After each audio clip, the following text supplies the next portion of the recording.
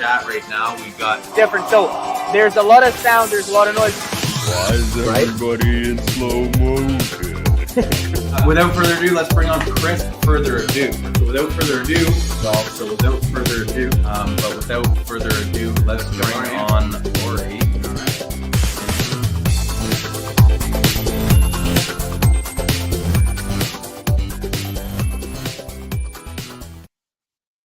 H, happy Friday, bro. Hello, hello. Happy How's it Friday, going? everyone. Happy Friday, happy month now, right? We do this once a month at the end of the month, so it's like happy Friday, happy end of the month. Yeah, there's gonna be a longer break between this one and the next one just because we're a little bit earlier in the month. First couple were right on the 28th, but yeah, it's finally good weather here in Waterloo. We've been waiting for it. But yeah, we're getting close to planting seed time. Actually, I guess some people probably already started their seeds indoors for outdoor runs. H, are you doing an outdoor one this year? I thought about it. The problem here, as we've mentioned this before in the show, is that the area that I have to put a plant in my backyard is really good during the early spring. So I will get these massive veg plants because there's just so much sun on them, because the sun is typically like more vertical. But once the sun starts setting down and going more like on an angle, the roof of my house starts covering it for many hours. And then there's this massive walnut tree that gets full of leaves and for 5 hours of the day blocks the sun as well. So as it happened a couple of times, I went all the way into October, November with a flowering plant because it wasn't getting enough sun. And it just had beautiful stalk structure, very small flowers. So I decided to this year just skip on the outdoor. I have 4 great plants going on right now inside. So I decided to just, you know what, let's stick to indoors, even though it is the outdoor season. Now, there's just something about growing indoors that indoor growers will always say that it's just, it's nicer. A lot more control, right? That's right. Then obviously the end result is a bit cleaner sometimes, but I mean the sun's a powerful free light, so it's always nice to see the outdoor plants too because they do get massive. But yeah, it was really sad, especially your purple plant a couple summers ago, just never really fully harvested or fully matured rather. Yeah, the first year I saw this plant and I was like, this plant's going to put on 2 pounds of bud. And it could have put 2 pounds of bud on if it had that late summer sun on top of it. But unfortunately, no. And yeah, I'd love growing outdoors. My biggest plant that I ever grew is like 1 pound, 2 ounces. And that was an outdoor plant. Did a main line with 32 colas because that's how much time you get during the summer. You just split it. And it was great. But yeah, unfortunately, where I am, and that's the thing that we always talk about growing outdoors, right? You have to have a good space. Sometimes, like in my case, my front yard is perfect for growing plants, but it's open. There's kids around everywhere. That plant's going to get stolen before I even get to like week 3 of flower. You know what I mean? So yeah, they're going to take the top right off of it. But yeah, as you said, you've got some nice ones growing indoors. I'm past the stretch phase on mine as well. So we'll check out an update on H's plants. I'll show you guys some pictures of mine. And then we have some familiar guests that are going to join us after we check out those plants. Scott Golem's back, and so is Mike from 420 Things. So we'll bring them on to chat with us after we check out how your plants are growing. So what are you growing right now, H? I am growing one out of flower, the Northern Lights Auto by Seedsman. I am growing a strawberry banana grape that's already in flower.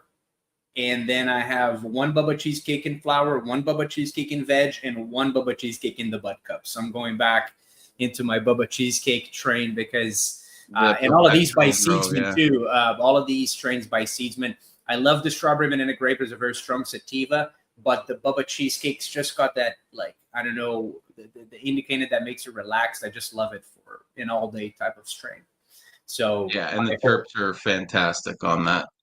Absolutely. So, yeah, cool. All right, let's check out the video. So here in our 2x2 AC Infinity, we got some more Northern Lights Auto by Seedsman. Turned out to be smaller plant than I had planned for. Had some humidity problems in the beginning, but nonetheless got some nice chubby nugs to it. Good structure at the bottom. We did top it and transplant it, and that's when things didn't go so well with our humidity. Then here we got the 2x4 AC Infinity with a strawberry banana grape by Seedsman as well. This is a photo. So the lights are still off, but as we can see here, we got buds everywhere. One plant covering the whole 4x4. And we got big buds smelling and looking great here. I'm going to close her so she doesn't get much more light right now. And on the 3x3 AC Infinity, we have some Bubba Cheesecake, my favorite strain by Seedsman. And this one here is also covering the entire space. Not as even as I'd like it to be, but nonetheless, nice structure to it as well. The smells are just starting to come out now, and the trichomes are just starting to really get deposited there. Then lastly, in the grow box here, we have another Bubba Cheesecake that is in the veg stage still. And it's 6 weeks old now. We've already topped it a few weeks ago, transplanted a week before that, and it's looking great. It's got the BudTrainer method structure to it. And different than that Bubba Cheesecake we just saw in the 3x3, this one here has very, very small internodal spacing, as we can see. So it's super stacked. The light in this 2x3 grow box is pretty strong as well. That's why we got the humidifier going there. We got a fan here trying to keep the temperature down, and she is loving it. And then right beside her here, we have another baby Bubba Cheesecake. As you can see, I do like this strain a lot. And this one was planted just a couple of weeks ago, April 13th. So it's going to be time to transplant probably this upcoming week now. So she's looking really good as well. And that's about it for all of my plants right now. Got the seedling, got a veg plant, and we have all of the flowering ones. So that's it for my update today, guys. All right. And we're back. We are back. Yeah, you're gonna turn into a Bubba Cheesecake if you keep smoking that stuff over and over again.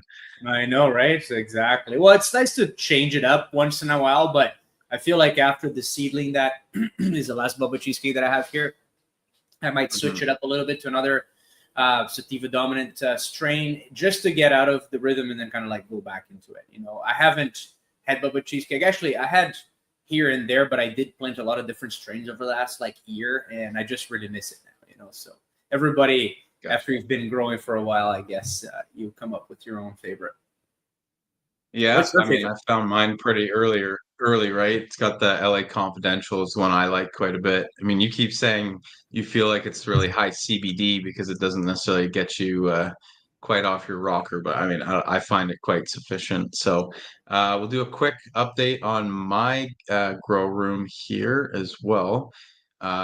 Film this one more for Instagram. So it's the top down shape. They're doing well, about 4 weeks into flower. And I only had 3. Originally, I wanted to have 4, but one did not make it very far into the grow. So veg these out a little bit longer than I normally would. 6.5 weeks for these, but they're doing well. No dialogue on this video, H. A little bit harder to see with the vertical orientation. But they're praying, very happy. So, that's really yeah, it's that Gorilla Jealousy in the back that I grew for the Global Grow Cup. And I told you, that one that I grew for the GGC was so foxtailed that, I don't really feel like it gave the right impression of that strain. But before we get too much further, we got to bring in our friends here that have been patiently waiting. So welcome in Scott and Mike. Welcome back, guys. Hey, everybody. Good to see you guys again. Yeah, it's great to be here. How are you? Good. Plants are looking great. Thank you. Appreciate that. They're looking really nice. Thank We're you. gonna Yeah, have to get an update from your tent soon, Scott. Yeah, I'll have to do that one day for sure. That's right. Yeah. Send Kurt a little video before our live, and then we'll do a little plant update from your DWC. I'm actually curious to see what it looks like. Yeah, definitely. I don't have anything running in the DWC too. at the moment right now. I have a pheno hunt going right now, 25 different plants, but not as commercially fun. I've knocked out the THC in these ones. Going forward to look at how we upregulate minor cannabinoids going forward.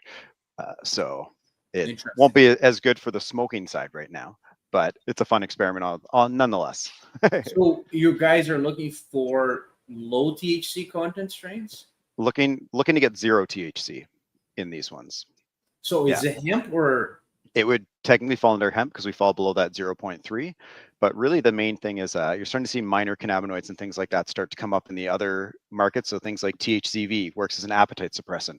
So the health and wellness market's really looking at how do we capture this component of the cannabis plant and put it into drinks, edibles, other things in kind of ways where we're not getting high. We're looking at repurposing the plant in kind of other medical fashions. Very cool. So kind of looking at it on that pathway at the moment. That's really interesting. And for those of you guys who don't know, Scott works at Niagara College. You were what, Scott, a researcher, professor? Yeah, research facilities manager for the Horticultural Environmental Sciences and Innovation Center. It's a bit of a mouthful. Also part-time professor in the cannabis program at Niagara College. Awesome. Mike, what's your title? I don't know what my title is. You put me on the spot, but I do have a solution to your problem, H, about growing plants. You said you got the house, you got the tree. Yeah. Sounds like you need a chainsaw and a walnut cracker, and then you'd be good. Get rid of that thing. I know. And honestly, it just covers our view. It's not the most beautiful walnut tree. It's just in the middle of a bunch of houses, but like it's been there for a long time. It's probably not going to leave anytime soon, but I agree with you. Chainsaw. It's too bad, man. You have the nice like frame and everything, like put a lot of effort into it. You even had the drip irrigation going on. So I had a fully automated outdoor system with a double trellis net. It was 4x8, the trellis net. So like the buds went through it and then through the sides as well. And then it started flowering, and then it just like never really grew because it was just shade all day. I even thought about putting like hanging an LED, like an LED light that I have an old one on top of it. But then, rain and all of that stuff. I was like, man, I'm probably just going to burn this light off than if I had made a little roof for it or something, right? So it's like supplemental outdoor lighting. But I was like, nah, this is just too much. I'm just going to live with the results. I ended up extracting everything, so. Nice. But yeah, Scott, you shared some exciting news with us a couple days ago. Do you want to talk about that release? Yeah, sure. So we have finally released some tetraploids and triploids to the legal market through the University of Guelph. So that's through Remix Genetics and the University of Guelph. So they're finally live. So I'd posted a thing about it on LinkedIn. So if you go to my LinkedIn page, you can find me there, Scott Golem. That's where the link is right now that kind of opens up the catalog. And again, it's more to kind of the legal framework throughout the rest of the world. So we have a thing, if you click on the little catalog link up in just above there. Oh, no, you were right there, down below. Down below, it's right above application submission. Click on there. And kind of has the licensing description, how we're done. So if anybody in kind of the wherever space you're in is looking at how is cannabis licensed throughout kind of the legal market, this gives you a bit of a framework on how plant breeders' rights work.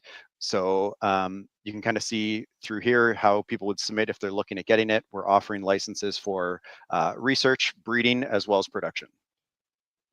Very cool. Listen, I got a little excited there. I thought I was going to be able to get me some of this at the Ontario Cannabis Store. When is that happening? When can I get some of that? I know everybody wants to hoard their stuff, right? Yeah, that I'm not sure. Again, it depends on who goes into the production kind of space with these plants, and that'll probably be the ones that get the initial release into the OCS kind of market for us. So it's really cool. So really what we tried to do with this one is that you're starting to see a lot of stuff with seedlessness and seedless plants. What we've done here is we've tried to release 3 of our top kind of tetraploids that are breeding stock. So anybody could take this tetraploid now, cross it to any strain they have, and the resulting seeds out of that will be a seedless variety going forward. So I think this is a way of kind of breeders, in one way, being able to protect their genetics going forward instead of, people THC mashing and taking whatever, as well as just allows kind of outdoor production and kind of changing the game and seeing what can people do with this and just really making it available to as many people as we can across kind of the legal space across the whole world. Yeah, that is super cool. So are these the strains that were flowering in 6 weeks too? Yeah, so this one here is the triploid that we have, the seedless one. So it's coming in 21.4%. And again, real lab tests, not some of the inflated ones you see if you go through some of the literature there. These were all tested at AFL at the University of Guelph, so we have a high confidence in this being a real number. So this one's a 6-week finisher, which is really great. So seedless, 6-week finishing. And then we also released a tetraploid that is also a 6-week finisher to cross in to make your own kind of seedless, faster flowering strains as well going forward. So we tried to offer up a little bit of everything to the market. So you're seeing that the Canadian market and the US really are looking for highest THC wins. So they're coming in kind of 24, 25% as breeding stock, but then you look to Europe and they have caps on THC depending on where you're looking in those legal markets. So we released one at an 18% to try and hit that market as well, where they don't want the 30% THC. So just trying to make it available and accessible to everybody in each different kind of market. So awesome, guys. If you haven't seen the episode on how to make your own genetics, we cut up all the awesome information Scott gave us, including a reaction from Mike and me when you said the 6-week flowering time, because that was jaw-droppingly cool to hear that was on the horizon of what cannabis can do. So Scott, is this available for like an American company to come in as well, or does it have to be a Canadian license? Nope. So it's available to any kind of legal territory globally right now. So any country that has a legal framework that can bring these in, that's what we're allowed to do right now. All right. Well, if you guys are listening to this and you know someone who is a licensed producer or a breeder or what else? Even research. Yeah. Anybody doing research kind of throughout the world? Yeah. These are literally available now for sale and licensing. So I think that the ability to like create something that the 6-week flowering time for commercial is just insanely more profitable, because you have from 8 weeks to 6 weeks. That's 25% shorter time, right? So it's a huge difference already. But the ability to create seedless varieties. It's one of the things that until you said it, I hadn't even thought about it like as a possibility, right? So it's just one of those things that you're just like, well, what? A variety that doesn't produce seeds is like, yep, you can pollinate it as much as possible and still no seeds, right? So I think that for outdoors, anybody like growing outdoors, like this is almost going to be a must-have, you know what I mean, for them to be able to. Mike, you grow a lot outdoors. Have you had a lot of problems with getting pollinated by people who are just leaving males out too long, or no? No, I have, knock on wood, I have not. But and neither is my neighbor. But I'd like that part of it. But even if it didn't have that part of it, that 6 weeks in Ontario, man, it would be a game changer for me, because I'm always at the end going, man, I wish I had another 2 weeks, and I never do, right? Or 3 weeks or whatever it may be outside. It's so to shorten that window. And even if it's a week and a half or anything would be better for me outside. So it's a double win outside in Ontario for somebody like me, for sure. Yeah, definitely. And the cool part about these ones is that we've released some, they're all OAC variety. So what it is Ontario Agricultural College. So this is how like the University of Guelph releases, say, soybeans or corn to the kind of the agricultural market. So it's really, to my knowledge, the first kind of, I don't want to say legitimate release, but you know what I mean? With an academic institution under plant breeders' rights, the way that I see this industry going forward, and just legitimizing us as an industry in general with the rest of the agricultural space. No, absolutely. So now what you guys are making available are seeds, cuttings. What is it? Those ones are clonal varieties. Okay. So they're all going to be propagated through tissue culture. Well, they're seedless, right? So how are you going to get seeds out of it? So they're all pre-selected, so that way we already know what they're going to do, how they're going to perform, and I know I have that confidence going into the market. Whereas seeds, again, you can have the greatest seed run, but you're still looking at a 1 in 100 is the best pheno that comes out of that. So you still have that ambiguity overall. Very interesting. No, we need to we need to test how they respond to training. I think that's some area we can contribute in. That's right, exactly. Let's put him to the training test. Definitely. Let's take him to the gym and see if they can lift some weights. Yeah, I mean, I like to grow from seed just because it's kind of more, convenient for me than keeping a mother plant. But I think if I had one of those 6-week flowering periods, I would probably make room and try to keep her going and take some cuttings off that. But that's really exciting. Yeah, I guess if you did a really short veg with the 6-week flower, you could potentially do like 6 runs in a calendar year if you had people, working and clearing it out fast enough. Yeah, it really changes the game, right? So you're looking at probably a good 5-6 harvests in an indoor space for a commercial grow, and that really changes the game. All your inputs are still the same, all your hydro, your labor, everything, right? But you're pulling out an extra crop that really starts making companies more profitable. This is probably making people a little upset if they're not growing with this advantage too. It's like, how cheap can an ounce get? Definitely. Because if they were able to add these extra runs, I'm sure once a few different breeders catch on, it'll probably have some downward price. Well, it just changes promotion. the standard of the game, right? Like once you start getting strains that flower in 6 weeks, hit the same THC that people are looking for, then if people gravitate toward that becomes the kind of like the standard, you know what I mean? Mm-hmm. So I feel like the game's always improving, right? Like out of flowers are getting more and more popular, and I think it's because they're being able to come out with really good THC content. They're easier to grow, especially for beginner growers, right? Like there's not much that you need to do to them.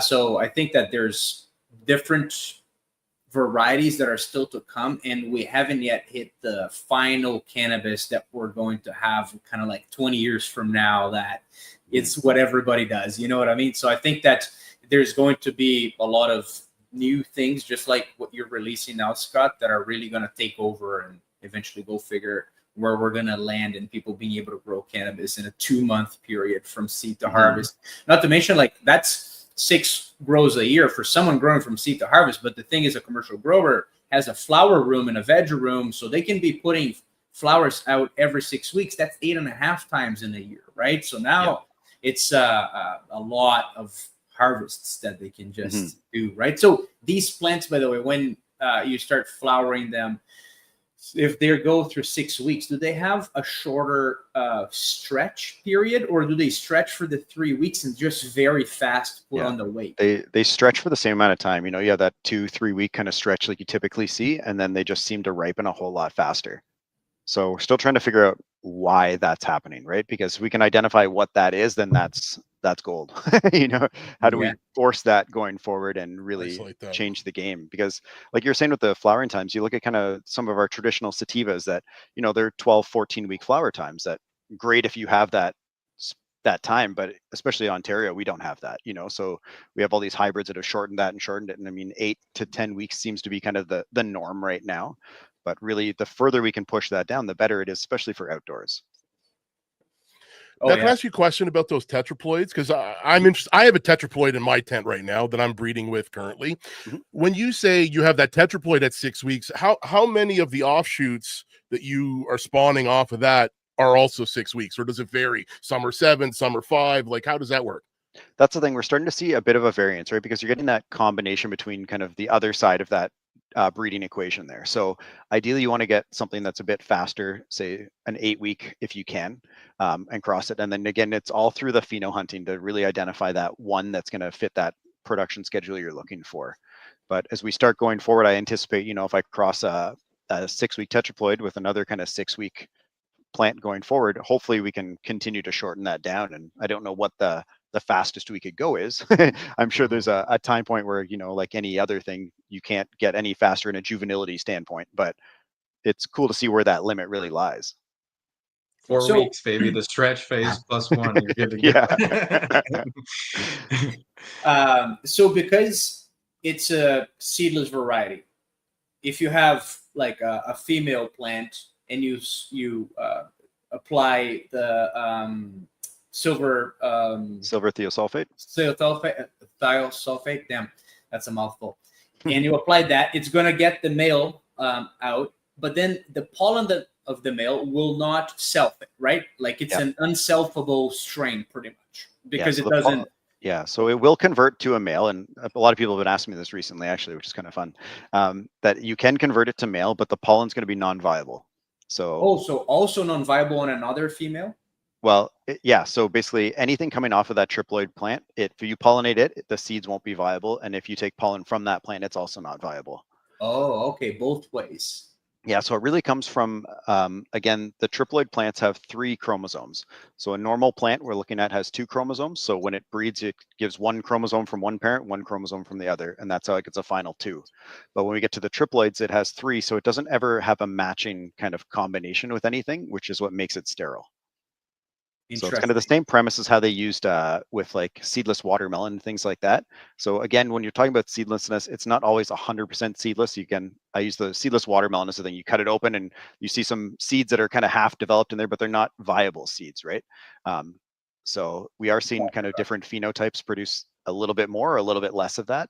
And as we kind of go forward, we'll hopefully work that out a little bit more. So the triploid is not necessarily seedless automatically. They're still going to produce seeds, but they're always going to be unviable. Yeah, so some of them we've have produced no seeds. Other ones have produced, a couple seeds to, like 10 to 20. But that's, again, when I put 12 males around it and slap it with male pollen every day, which hopefully you don't have outside in an outdoor grow. That's right. And if you do, well, then you need some seedless stuff. Exactly. But, so yeah, so it's just kind of plant to plant. We're seeing kind of how seedless they really are. So just kind of keep that in mind when people talk about seedless going forward. Yeah, no, gotcha. So then how, you said people can breed this with their existing ones to produce a seedless variety.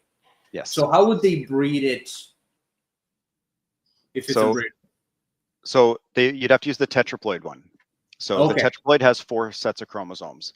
So basically when you cross it with another one, it breaks that 4 chromosomes into 2. So it's giving 2 chromosomes. And then the other normal plant that you have would give 1 chromosome. And that's how you end up with the 3 in the final plant that makes it sterile going forward. Okay, gotcha. Again, I'm really excited with putting this out as a breeding stock so that hopefully anyone in the world, we start getting more information. How do triploids respond? What are they doing? Like, what are the trends we're seeing with them? Because it's so novel really overall that nobody really knows. So the tetraploid, it's not seedless? No, the tetraploid you could pollinate, you can make seeds from, and everything else. So that's kind of our main breeding stock. The tetraploid is for you to make the seedless variety. Yes. Okay. Gotcha. And then you also have the triploids though that you guys are releasing. So you have both options there. Okay. Yeah. We had a question here. In a triploid, is it always XXX or YYY, or can it be a mix of? Typically, we're going to go with XXX just because we want a female plant. If it was YYY, we'd have a male that doesn't really have any commercial valuability to us. But again, you wouldn't be able to pollinate and get all males in a cross anyways. You'd have to have a female and a male to make that happen. So we can see kind of the YYX does come up, but it still seems to be, I know they were doing a couple of trials with it at University of Guelph, and it still seems to show a bit more kind of female, but it gets a little weird. Things don't grow kind of as well. But again, very early stage data on crossing a male plant with a tetraploid, because again, we're typically looking at feminized plants typically for most people now. Right. Yes. I feel for the beginner grower who stumbled across this live, because even I'm starting to get a little bit lost here. Mike has been working on a fun little project, not so little maybe, based on our how to make your own genetics chat a few weeks ago, or I guess 2 months ago now. Mike, do you want to give us an update on how that's going? Yeah, you guys want to see it? I can bring you back there. I got the camera back there. Let me switch cameras. I'll just need a second here. This tetraploid stuff is to see the grows. Well, there you go. This tetraploid and triploid stuff is very interesting. I love it. It's cool stuff. That's why I wanted to try it with that tetraploid that I had. Now that tetraploid, we'll see what happens, but it's in here, so. Oh, Mike's a wizard with these streams, with the multiple cameras, multiple mics. Oh, Eric's getting aggressive, wanting to see our grows. Go back to the beginning of the video, brother, and you will see our grows. Oh, that's right. Camera on? Yeah, camera's working? Yes. Yeah. Okay. Oh, that's right. That's right. Put that. Oh, you're gonna bring it up. You're Yeah, gonna well, bring it listen, up man. down to Yeah, 03? let me just. Take it right to the trash, buddy. Take it with your male plants right to the bin. Right to the bin. I am surprised you even brought this up. Listen, I'm a It's like a diehard. lawyer opening the door to something that they don't want brought up. But anyways, go ahead. Go ahead. Give us your update. So listen, this is it, man, and this is, as you can see, either in a bud cup or a solo cup, because I had to start more seeds than I wanted to end up with. So it's whether it landed in one of those or it landed in one of those is what kind of happened here. And yeah, man, this is week 1.2 days, so not very long in the flower. These are all my clones, so they're definitely not as, you know, and some of them went in a little later than others because I still was culling some plants out of here that weren't looking cool. But it's I had every plant in here of the seeded ones only had 4 tops. I cut it down to, I topped it, got rid of that. There was 2 small little tops, and then the next 2 tops, and this is what this does in a week, man. It's crazy. Crazy. Wow. Yeah, you're in That's trouble. awesome. You're gonna run out of room. Yeah. So Yeah. how many weeks? 2? No, this is day 9. Okay. Oh wow, right on. Still got some stretch to go. Yeah. Let me Here, make you big here, Mike. 1 second. That's the stallion there. Yeah, that's the one. The stud, it's, the bull. It's turned out pretty decent. It's got a decent structure. I like how it's looking. It's got some good growth, and I'm assuming that these sort of, I'm very new to male parts, but I'm assuming that these are more like, they're bigger, like by far, and I'm assuming are gonna, even like these ones are bigger, and then these ones at the top are like just in the, where the buds would be, a super small. And again, this is my first time seeing it, so I'm assuming these ones are gonna drop pollen first, right? Yes. So they're going to swell and basically burst open, and then you're going to have a lot of pollen dropping. I'm hoping Nice. to catch as most of it there. Yeah. Okay. Nice. Hoping. I'm gonna pull it out and collect it though, for sure. Hmm. Very That's neat. awesome, When man. are you doing that? When are you doing the pollination of those? So I took Scott's advice when we talked about that many episodes ago video, and I started the male into flowering first. So this is like not 2 weeks, but like, oh no, it may be 2 weeks now. If this one's 9 days, it's probably, I did a week and a half. He said 2 weeks, and I was like, you know what? Not that I don't trust him. I'm just gonna do it in a week and a half. I got scared. I thought it. My male stock of male and female plants were shorter, stockier. They were like an F3, or an F2 or F3, but they were bred in to be a nice short and stocky plant. So I was like, you know what, I'm switching. But look at these things. This is, I'm gonna have a lot of seeds, I think, after this, at like 16 different crosses. So, and one of them being a tetraploid. That's awesome. Yeah. You're gonna need a couple more tents, buddy. Listen, man, this system is working pretty good, man. I don't listen, for the amount of work that it is in here and the amount of stuff. I had to come through and I had to cut many tops off because I was waiting for my male and females to get a little bigger. And I'm bigger than I wanted to be here, and I think I'm going to have to trellis net it. But man, I still want to pull them out and like each one finally make sure and maybe save this branch over here.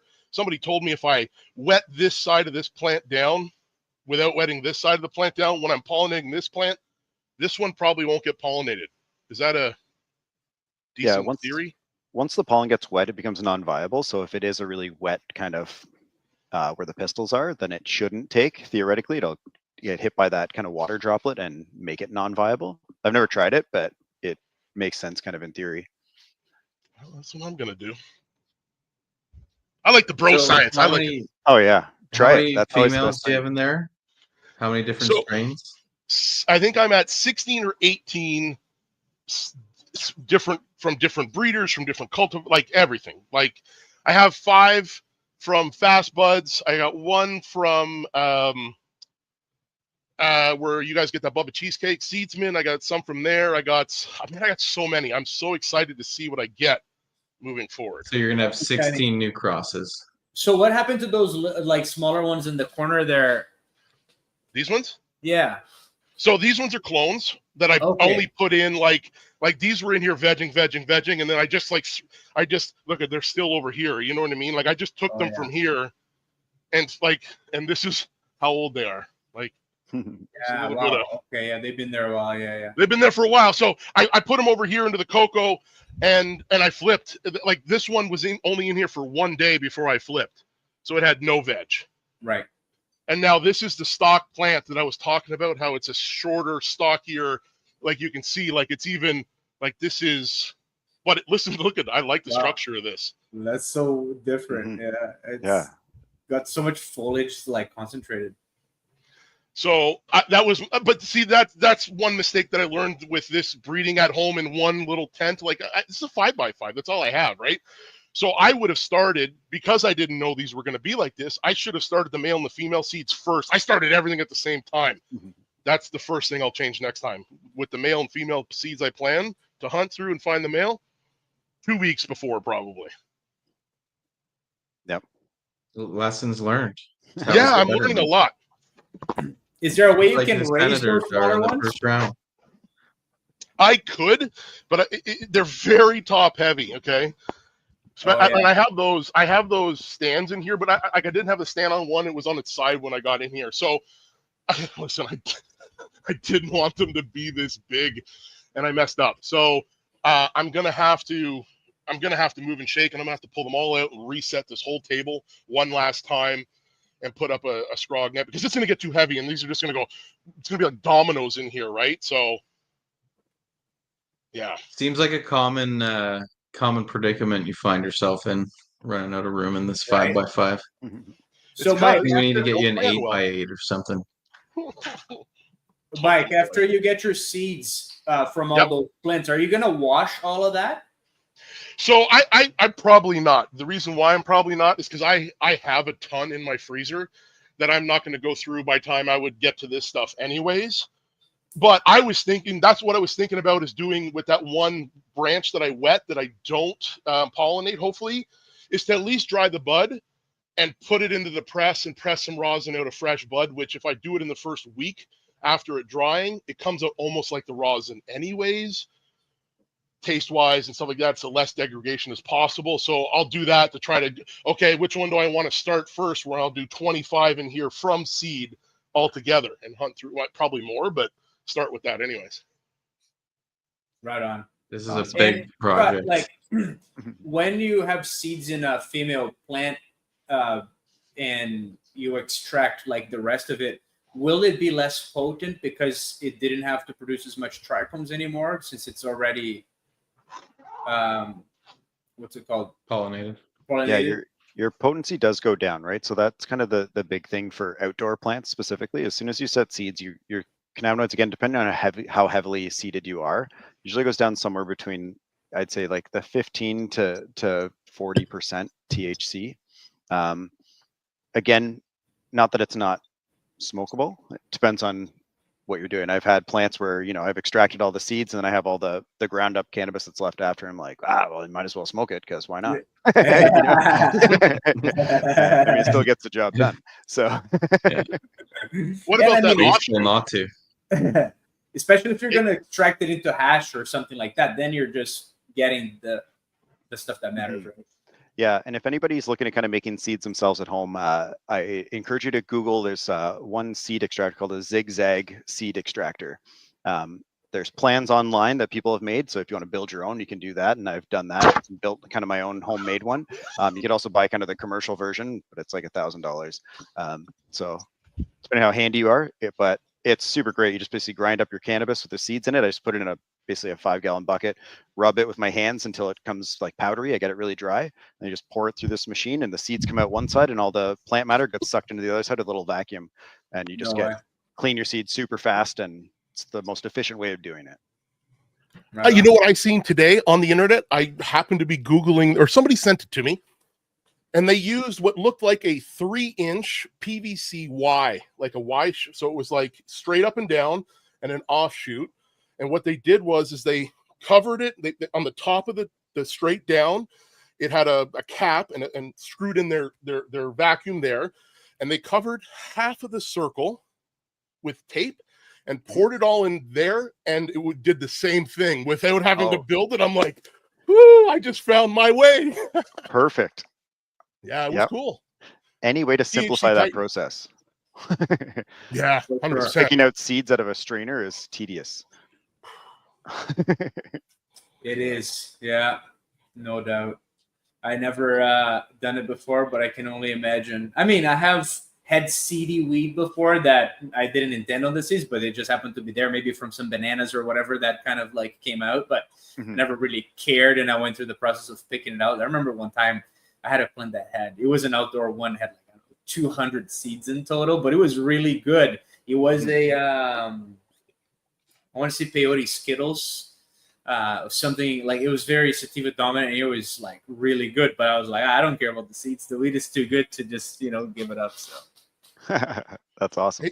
Hey, Scott, when you were talking about, if it's seeded bud, I could see that being less powerful, but that offshoot that I don't pollinate, would that one be as close to as the plant, because it wasn't it was putting that branch was putting all the power to that bud? Yeah, those buds should be kind of a lot higher. Okay, cool. Yeah. Close to, if I'm going to try to plan out, it would be the closest I'm going to get off of that plant. Yeah. Another thing you could do if you're looking at pollinating a bunch of things is I've done it kind of ghetto ways. If you want to protect a branch, throw a paper sandwich bag over it and kind of tighten it, and then pollinate what you need, and then that'll kind of keep it as away as you can. So multiple ways of trying to do it. Yeah, it might be easier than wetting the plant. Especially in a high density like that, you could just throw a couple paper bags, do the pollen, let it kind of sit for a day or two, you know what I mean? And then just mist the whole thing. So any pollen that is in the air is non-viable, and then pull your bags off. You'd probably be pretty good. Because if you wet it, you could get some mold going in there too, with how dense that is. Yeah. So the one thing to think when you have your male plant there, once it starts, the pollen sacs start opening. They're not all going to open at the same time, right? They're going to kind of gradually open. So as they open and drop the pollen, the ones that have dropped the pollen will slowly start rotting, and you'll see like botrytis and stuff come into that. So what I would recommend is once you kind of do a pollination thing, just kind of give the plant a shake so those old ones fall off, and then just vacuum them up off the ground, because if they stay on the plant, it will start molding out over time. Cool. And I remember you said, and I have to go back and look, but maybe you could say it here, the little beads to put in with the pollen when you're storing it, right? Yeah, just little desiccant beads. So kind of the same thing that they sell with like when you buy a pair of shoes or certain things like that, right? You can buy them on Amazon, just little desiccant beads. Yeah, put that in the pollen. You even have these little silica gel desiccants right here. Yes. Yeah, that's pretty much right. These ones are kind of cool too. I bought them on Amazon, and called Wise Dry. So they have these yellow little ones in there. When they turn blue, I think, when they turn blue, yeah, orange is ready to use. Dark green is need to recharge. You put them in the microwave, and they go back to yellow. Oh, awesome. Yeah, they're like reusable too. So I've had these for a long time. I'm actually surprised I haven't had to use them so much. But yeah, that's kind of how it works. It's pretty unique. That's cool. You would cut those open, right? And just dump them in with the pollen, like put it. That's what I typically do. Yeah. Nice. Yeah. I don't know if you can cut it open, because I don't know if the chemical inside of these little bags should touch the pollen. You know what I mean? Yeah. They're made to absorb through the whatever material they make it. You know what I'm saying there, Mike? I'll look for loose ones. Yeah. Yeah, exactly. It's kind of like the Boveda packs, you don't want to cut the little bag open and squeeze it out. Like, it's not going to absorb that anymore as much as. So typically what I do, I'll put a couple beads in the bottom of the tube, because especially if you have kind of a cone shaped tube at the bottom, the pollen seems to clump there. So I'll put a couple in that bottom part, and that gets the bottom, and then I'll put in my pollen, and then I'll add a couple more beads to the top, just so we're kind of drying the whole part and we don't have any moisture that's trapped in there, because pollen gets pretty dense. It packs really, really tight. Yeah, it's kind of like a baking sugar, right? Like that super fine powder. Yeah. No, for sure.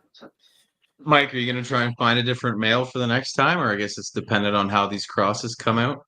Yeah, no, for sure. I want to see. I get so many things I want to do, man, and only have 1/10. It's so frustrating. So ideally, I want to run one of the strains that I make, right? And I'd probably do the one that I make into the stuff that I like the most right now, and run that cross and run it all full 25, and decide what to do after that. Like, I would definitely like to tie the tetraploid offspring to the triploid to see, because I'm interested to see what it does. But yeah, that's probably next. But man, I wish I had 2 more tents. Or 5. It's always the problem, right? The more you experiment, the more you want to do, and the less space you have. And Exactly. yeah, That's how you go from the 3x3 to the 4x4 to the full grow rooms. Mike's got the room, not the permission yet, but we'll work on that. Yeah. Your room is how big there, Kurt? Like where the plants are? 6 by 6, or? I would say it's at 6 by like 8.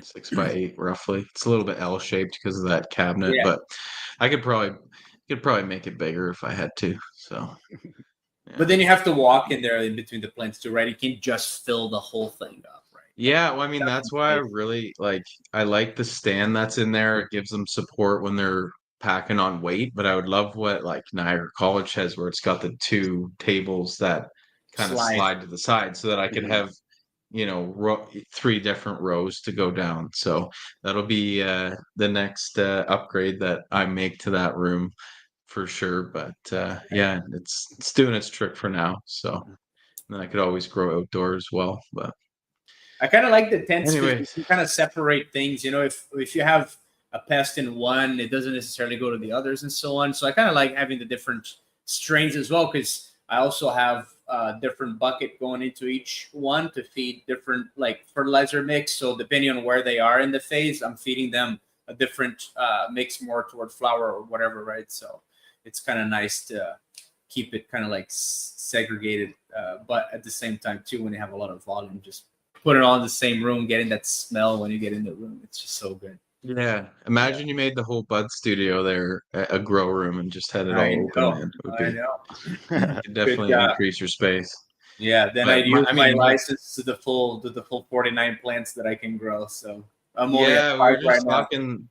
We were just talking about that today. Is like H is pretty much compliant with the law without the medical license right now because of the perpetual Bubba cheesecake grow. So yeah, they might have to rename that strain after you if you keep. Well, I was putting like 4 plants per tent or 2 plants per tent, and like growing them, putting all the feeders in. But then it's just so much work, so much more transplanting, much more soil that you waste, and so on. So I was like, if I give them 1 or 2 more weeks of veg, they fill up the whole tent anyways with 1 plant, So that 2x4 there, it filled up all the way corner to corner, and I kept stretching it to the side. So it's like 2 feet by 4, and it's still going up on the walls, right? So it's kind of like you still get the same coverage. You just got to be a little more patient. And when you have a system with, I was doing the math, depending on how much you like the flour, the Bubba cheesecake is good 8 to 9 weeks.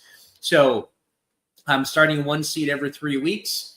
It goes from the bub cup to the bud pot after 3 weeks, veggies for another 3 weeks.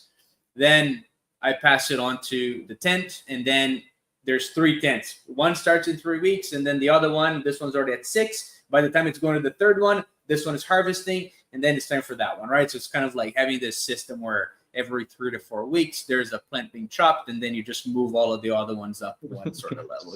You hang up the drying ones and only trim what you're using. I know, Kurt. I'm going to have to get on board with some trimming. Might actually get into some extraction as well, like Mike does, because the thing is, like, once you are able to do this, you get more volume, and then you can like do some more extraction as well. Plus, I feel like having a little cycle like this, at least if one plant doesn't go so well, then it's okay. There's others coming, you know what I mean? Whereas if you're growing everything all at once, sometimes one thing goes wrong because your fertilizer was wrong or whatever, and then all of it sucks, So we'll see how it goes. Mm-hmm.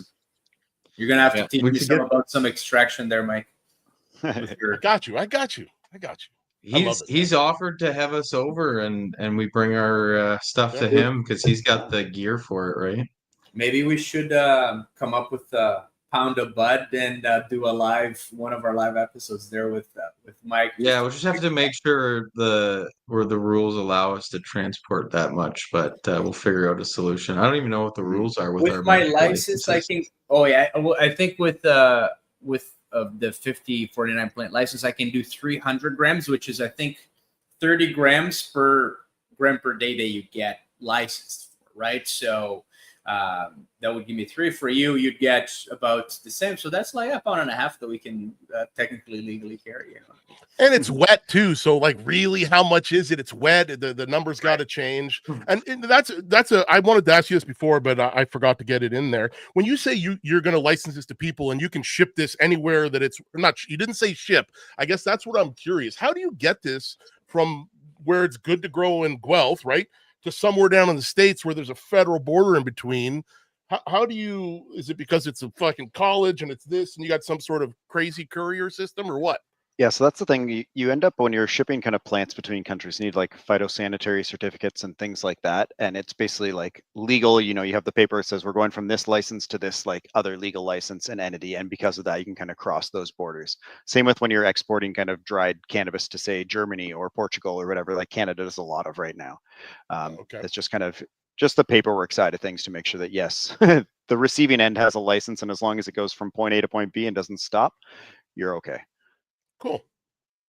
Interesting. Yeah. I think that lots of breeders from all over the world are going to get into something like this. You know what I mean? The ones that are serious about it, that can see like the future into it. So are you guys kind of like communicating this out to the world now? Like, how are you publicizing this, I guess?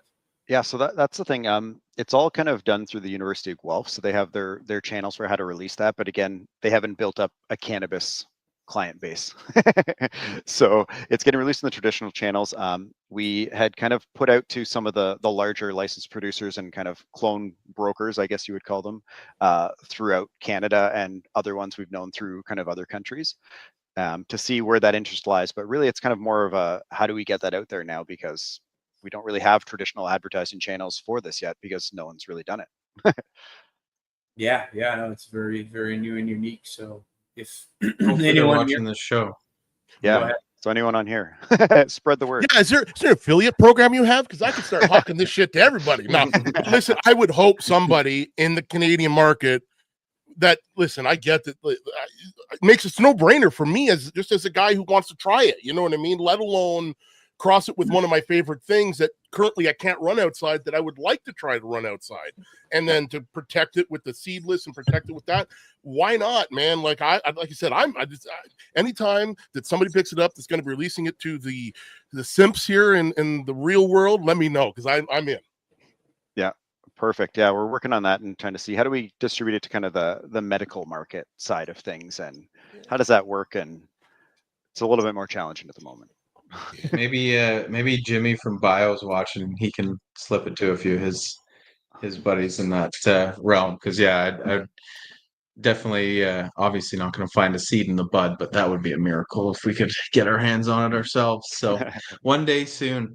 Guys in the chat, some of you've caught on, but #grow is today's keyword to be in the giveaway for a big bud bundle. Normally, I think a lot of the winners tick the lower size pots, the 3s, the 5s, the 7s, because it's indoor season. But with outdoor season coming up, don't forget we do have 10s, 15s, 25s, brand new 4 packs of those. Shippings in those packages behind H. Got the yellow trim, the yellow handles. Yeah. And I guess this year we kind of did a whole revamp of all the packaging too. So it's sleeker. We think it looks pretty cool, and it's got some helpful tips on how you can use the products to get the most out of that. So we'll run that draw here in a few minutes while we're wrapping up. Always exciting to have our two I guess regulars, I'll call you guys now. So thanks again for joining us, guys. Mike, thank you for bringing up the Senators who are currently getting their ass handed to them by the boys in blue. Finally, it's been 2 decades since the Leafs have had a 2-0 start, and now we have a 3-0 start. And 9. I'm not gonna jinx it. I'm just gonna. Typical Leaf fan doesn't want to start the parade. Hey, well, let's go. Yeah, we could very well lose 4 straight. It's not outside of the realm of what the Leafs have done in the past, but it feels different this year. I'm happy to see a couple more Canadian teams in the playoffs between the Habs and Ottawa. So the cup belongs back this side of the border. It was funny. I saw a clip. Ron DeSantis, there, the governor of Florida, I forget what they were talking about, but he was talking about Canadians coming to Florida, and he's like, they must want to see what a Stanley Cup winning hockey team looks like, because the cup's been in Florida for quite some time. So, anyways, guys, hashtag grow to get in on that giveaway. Big Bud bundle. H, anything else exciting that we should talk about? Oh, we just did a cool collaboration with Homegrown for Heroes. So we're donating a bunch of bud pots to some veterans. Like 500 of them, right? Yeah, we actually have a second organization that we're sponsoring, which don't have all the details ready to share yet. But yeah, Homegrown for Heroes is a cool program where people who grow cannabis already will donate some of their yield to veterans, and then they also provide bud pots to veterans to grow their own and grow food as well too. So we got some of the bigger pots going there. So very cool to support that organization. They were very appreciative, more so than I even expected. So obviously really good people there, and they've been putting in a lot of good work. So cool to hook them up. But anything else we should mention before we wrap this month's episode up? Oh yeah, maybe with Niagara College, where Scott works, we're going to be doing a little study with the Bud Cups to compare them to Red Solo Cups and look at the difference between what will be the control plants in Red Solo Cups with holes cut into them versus the same volume, 16 ounces, in the Bud Cups as well. So we'll put the Bud Cups to the real test, you could say there, and then we might even go as far as measuring the effect of transplanting those plants. So plants transplanted with the Bud Cups, will they have less stress than the plants transplanted with the Red Solo Cups, right? So the idea is to do both and then measure the plants after a couple of weeks to see how they kind of sprung back from that transplant. So we're pretty excited about that. Scott's helping us organize the study there. It will be kind of like not a official research paper, but it will be a white paper that we're pretty excited to share with the world once it's done. Yeah, and we can stop people who keep saying on our posts that Red Solo Cups do the exact same thing. I think a lot of people don't really see the value until they try it, right? So don't be skeptical, guys, and we're gonna put our money where our mouth is and kind of prove our claims here too. So, and hey, the results aren't different. We'll let you guys know that too. But right. I'm certainly enjoying using them myself. They're designed by a grower in H, right? It's not just some random invention by somebody who doesn't use them himself. So 32 people want to win our prize pack here. So we got 58 viewers between the different platforms we're on. Seems a little bit low unless you guys just are coming here for the entertainment and you're not actual growers. Get in on that grow hashtag grow giveaway. You can give it to a friend, be making for a very nice birthday gift for the grower in your life. So feel free to jump in, and we'll run that right now because it's 5 o'clock. Perfect. 3, 2, 1. Who's going to be the winner today? Winners.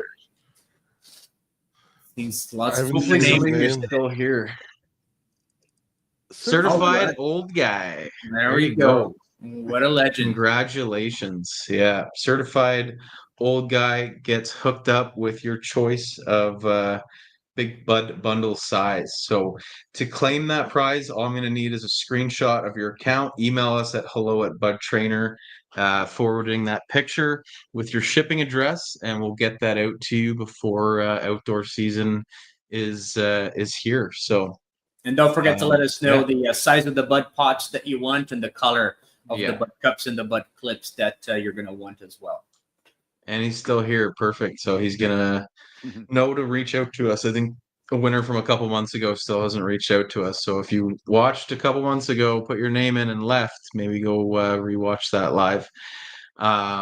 Yeah, cool. Perfect. Thanks for the episode, guys. Thanks for coming. Hopefully we can get you on next month if you're around. Mike will have probably more time because his sends will be done, and we'll go from there. All right, guys. Well, great episode. Thanks for coming. Yeah, It was a pleasure. awesome. And everyone, have a great weekend and great rest of your month there. Awesome. Thank you. All right, peace out.